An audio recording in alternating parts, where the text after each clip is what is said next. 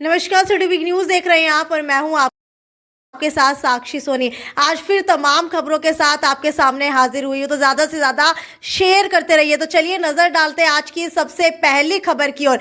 सबसे पहली खबर है कि सीएम मनोहर लाल खट्टर ने घोषणा कर दी है कि इस बार ना तो सीबीएसई ना ही एचबीएससी के बोर्ड के एग्जाम होंगे, और ये फैसला उन्होंने कहा है कि कोरोना के मद्देनजर लिया गया है। लेकिन आपको बता दूं, लगभग जो है 7 बार ये फैसला ले लिया गया है कि बोर्ड की परीक्षाएं 8वीं की करवाई जाएंगी।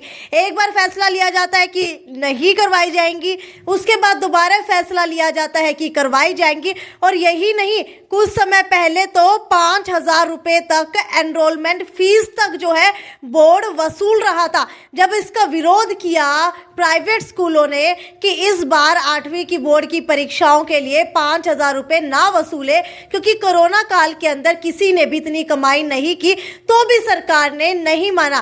फिर उसके बाद कॉलेजेस ने माफ कीजिएगा, उसके बाद स्कूल ने जो है पैसे देने से मना कर दिया, जिसके बाद कहीं ना कहीं सरकार एक बार दोबारा से बैकफुट पर आ गई है। आपको बता देते हैं कि कितनी बार जो है ये फैसला लिया गया और कितनी बार जो है ये फैसला बदला गया। अभी का जो फैसला है ये 7वीं बार बदला गया है। एक बार तो 9 जुलाई 2020 को फैसला लिया गया, फिर अक्टूबर 2021 को लिया, 23 दिसंबर 2021 को लिया, फिर 5 जनवरी 2022 को लिया, फिर 18 जनवरी को लिया, फिर 20 जनवरी को दोबारा एक नोटिफिकेशन जारी होता है। इसके बाद 28 जनवरी को एक बार फिर नोटिफिकेशन जारी होता है कि बोर्ड की परीक्षाएं करवाई जाएंगी। इसके बाद 2 फरवरी को जारी होता है। इसके बाद 11 फरवरी को सीबीएसई से संबंधित स्कूल फिर हाई कोर्ट पहुंच गए। इसके बाद 21 फरवरी को परीक्षाओं के इस सत्र में बोर्ड से न कराने की घोषणा हुई, यानी कि अब जो है 7वीं बार ये फैसला बदला गया है।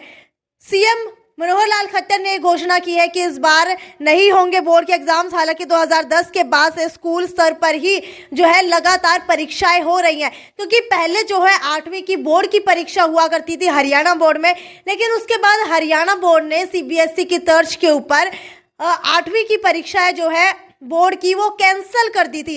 इसके बाद अब इतने सालों बाद कानून आता है कि अब 8वीं ही नहीं बल्कि 5वीं की भी बोर्ड की परीक्षाएं होंगी, और बोर्ड की परीक्षाएं करना जरूरी होता है ताकि बच्चों को 10वीं तक कहीं ना कहीं जो है ये लगता रहे कि उनकी परीक्षाएं बाहर होंगी, जिससे वो ज्यादा फोकस करते हैं। ये जो है लगातार बोर्ड की तरफ से तर्क दिया जाता रहा। आपको क्या लगता है कि क्या 8वीं और 5वीं की जो कक्षाएं हैं उनके अंदर बोर्ड के एग्जाम्स लिए जाने चाहिए? क्योंकि बच्चे जो है कोरोना काल के अंदर पढ़ नहीं पाए, ज्यादा डर रहे हैं। कई बच्चे तो डर के कारण स्ट्रेस, एंजाइटी, डिप्रेशन, अनिद्रा तक का भी शिकार हो रहे हैं। तो आपको क्या लगता है कि हर बार पिछले यानी कि 11 साल हो चुके हैं, 11 सालों के अंदर जब सरकार को 8वीं में बोर्ड की परीक्षा लेना नहीं सूझा, तब कोरोना काल के अंदर एकदम से ये फैसला कौन ले रहा है, कौन सरकार का सलाहकार है और कौन जो है इस तरीके की सलाहें जो है सरकार को दे रहे हैं? खैर, आपको क्या लगता है कि क्या कुछ होना चाहिए? बोर्ड की परीक्षाएं 5वीं और 8वीं की होनी चाहिए या नहीं होनी चाहिए? अगर होनी चाहिए तो इससे बच्चों को कितना फायदा होगा? खैर, अगली खबर की ओर नजर डालते हैं, और अगली खबर के लिए आपको बता दूं भाई, जो लोग लगातार शराब पीते हैं और शराब पीने के बाद गाड़ी चलाते हैं, गाड़ी चलाने के बाद उनका एक्सीडेंट होता है, और जब पुलिस पकड़ती है उनको, जब उनकी चेकिंग की जाती है तो पता लगता है कि उन्होंने जो है ड्रिंक की हुई है। ड्रिंक करने के बाद वो गाड़ी चला रहे थे, जिसके लिए उनका एक मोटा चालान काटा जाता है, क्योंकि उनकी उम्र जो है 25 साल से कम होती है, उनकी उम्र जो है 21 साल से कम होती है। हमारे हरियाणा के अंदर नाबालिग बच्चे जो है शराब पिए, ये हमारी सरकार को मंजूर नहीं था। हालांकि अगर बात की जाए आबकारी विभाग की, तो मुख्यमंत्री दुष्यंत चौटाला के पास आबकारी विभाग है, और कोरोना के अंदर सब कुछ बंद था, लेकिन शराब के ठेके खुले थे, क्योंकि सबसे ज्यादा कमाई जो है सरकार को शराब के ठेकों से ही हो रही थी। लेकिन अब जो है सरकार ने कमाई का एक और जरिया निकालते हुए उम्र जो है हरियाणा के अंदर 25 साल से घटा करके 21 साल कर दी है। जी हाँ, अब हरियाणा के अंदर कोई युवा अगर शराब पीता है तो उसे 25 साल तक का इंतजार नहीं करना पड़ेगा, उसे सिर्फ 21 साल तक का इंतजार करना है, क्योंकि 21 साल के बाद अगर वो शराब पीता है तो वो लीगल माना जाएगा। इसके अलावा आपको बता दो, 21 साल से कम उम्र के युवक को शराब बेचने पर 50,000 तक जुर्माना लगाया जाएगा। प्रदेश में शराब पीने की कानूनन उम्र जो है अब 21 साल कर दी गई। इसके लिए सरकार ने नोटिफिकेशन भी जारी कर दिया। पहले शराब पीने की उम्र जो है कम से कम 25 साल रखी गई थी और दरअसल सरकार ने दिसंबर में शीतकालीन सत्र में आबकारी कानून यानी कि एक्साइज कानून जो है 1914 की 4 धाराओं में संशोधन किया था। 21 दिसंबर को राज्यपाल की मुहर के बाद अब सरकार ने इसे गजट में पेश भी कर दिया है। इससे ये तत्काल प्रभाव से लागू हो गया है। अगर कोई भी कानून आता है तो उसे लागू होने में 1 महीना 2 महीना कई बार तो बहुत महीने लग जाते हैं, जैसे कि आपने कृषि कानूनों के अंदर भी देखा। लेकिन जब इस तरीके के कानून आते हैं जिससे हमारी युवा पीढ़ी को खराब करना हो, वो कानून तत्काल प्रभाव से लागू हो गए हैं। और आपको बता दूं कि इसके अनुसार 21 साल से कम उम्र के युवक को शराब बेचने और अन्य दंड के अतिरिक्त 50,000 रुपए तक जुर्माने का प्रावधान है। यह भी तर्क दिया गया है कि मौजूदा सामाजिक आर्थिक परिस्थितियों में बदलाव के चलते ये फैसला लिया गया है। आपको क्या लगता है, क्या बदलाव किया गया है इसके अंदर?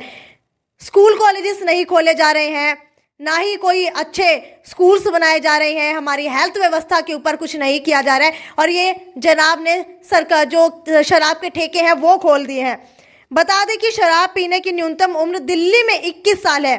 जी हाँ, नोट कर लीजिए, राजधानी के अंदर 21 साल है। इसके अलावा पंजाब चंडीगढ़ में 25 साल है। इसके अलावा राजस्थान में 18 साल है और हरियाणा सरकार ने चालू वित्त वर्ष के लिए शराब से 8,000 करोड़ रुपए, पंजाब ने 7,000 करोड़ रुपए के राजस्व का लक्ष्य रखा है। इसीलिए ये पूरा करने के लिए अब समझिएगा आप कि किस तरीके से शराब बेचने का लक्ष्य रखा और इसी के चलते जो है सरकार ने 21 साल उम्र कर दी है। इसके अलावा राजस्थान ने अगले साल के लिए 15,000 करोड़ के राजस्व का लक्ष्य निर्धारित किया है। इनको और किसी चीज के लिए लक्ष्य निर्धारित नहीं करना कि स्कूल इतने खोले जाने चाहिए, हॉस्पिटल्स इतने बनाए जाने चाहिए, बेरोजगारी इतने प्रतिशत दूर करनी चाहिए, लेकिन निर्धारित किया है आंकड़ा, तो ये आंकड़ा किया है कि आबकारी विभाग को कितना फायदा होना चाहिए।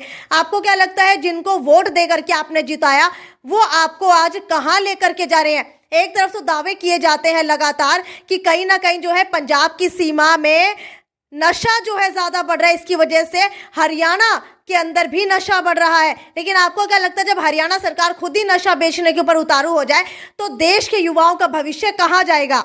इसके अलावा अगली खबर की ओर बढ़ते हुए आपको बता दूं कि सिरसा में एक भ्रूण दबने की सूचना पुलिस को मिली है और जैसे ही भ्रूण दबने की सूचना पुलिस को मिलती है, पुलिस मौके के ऊपर पहुंच करके जमीन की खुदाई शुरू कर देती है। लेकिन चौंका देने वाली बात सामने आती है। जी हाँ, कुत्ते के बच्चे जो है वहां पर मिलते हैं, वो भी एक नहीं बल्कि 2।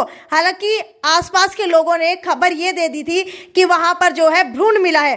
अगली खबर की ओर बढ़ते हुए आपको बता दूं कि आज जो है तेज हवाएं हिसार ही नहीं बल्कि पूरे हरियाणा के अंदर चल रही है और आज तेज हवाओं के बाद बारिश होने की संभावना जो है मौसम विभाग ने जता दी है। हालांकि पिछले कुछ समय से जो है दिन का तापमान लगातार बढ़ रहा था, जिसके चलते गर्मी जो है बेहद ज्यादा जल्दी आ गई थी। इसके अलावा आपको बता दूं कि अगले 24 घंटे के अंदर कहां जो है बारिश होने की संभावना जताई गई है। पंचकुला, अंबाला, यमुनानगर, कुरुक्षेत्र, कैथल और करनाल जिलों में बारिश हो सकती है। मौसम वैज्ञानिकों के अनुसार 22 फरवरी को प्रदेश में 30 से 40 किलोमीटर प्रति घंटे की गति से हवा चलने की भी संभावना जताई गई थी, जो कि अब चल रही है। अगली खबर की ओर आपको बढ़ते हुए बता दूं कि सियासी मैदानों के अंदर क्या चल रहा है। सियासी मैदानों के अंदर लालू प्रसाद यादव, जो कि सबसे बड़े मामले में सीबीआई की विशेष कोर्ट ने उन्हें 5 साल तक की जो है सजा सुना दी है। अब उन्हें 60 साल की उम्र के अंदर जेल के अंदर रहना होगा।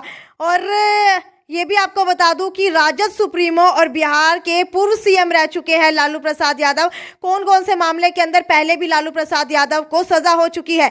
लालू चारा घोटाले के 4 अन्य केसों में पहले से सजा काट रहे हैं। इन सभी में वो जमानत पर हैं और वो चाईबासा में 2 और देवघर व दुमका से जुड़े 4 घोटाला केस में झारखंड हाईकोर्ट से जमानत पर रिहा है। फैसले का असर जो है लालू के सियासी करियर पर भी बहुत ज्यादा पड़ रहा है। दरअसल 2 साल से अधिक सजा होने के कारण 6 साल चुनाव लड़ने पर उनके ऊपर प्रतिबंध लग चुका है।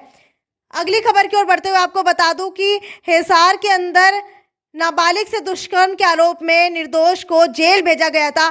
11 महीने बाद अदालत से जो है वो बरी हो गया है। हालांकि हादसी पुलिस का ये कारनामा था और पहले पकड़े आरोपी को क्लीन चिट दे दी गई थी।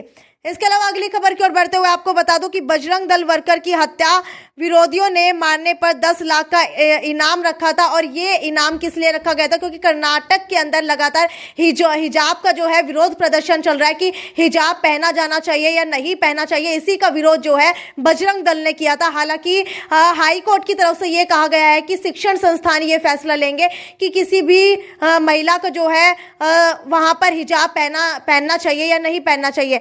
और आखिरी खबर आपको बता देती हूँ कि टैक्स के अंदर दोबारा से एक बदलाव लिया गया है।